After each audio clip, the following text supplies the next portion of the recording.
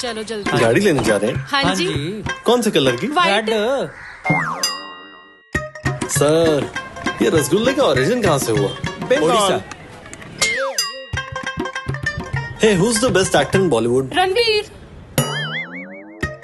अरे Delhi. It's Bombay. Delhi. Bombay. Delhi. Dude, you're living in Bombay. You can't say it's Delhi. मोटा भाई सचिन है। हाँ। नहीं सर देखो, लेकिन धोनी भी धोनी है, ऐसी बात नहीं है। वाइट लेंगे जी। वो वाइट टैक्सी लगती है।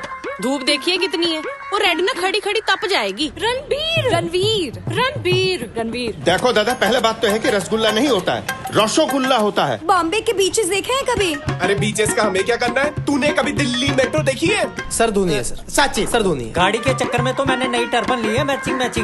Sachin. If you talk about present cricket, it is Virat Kohli.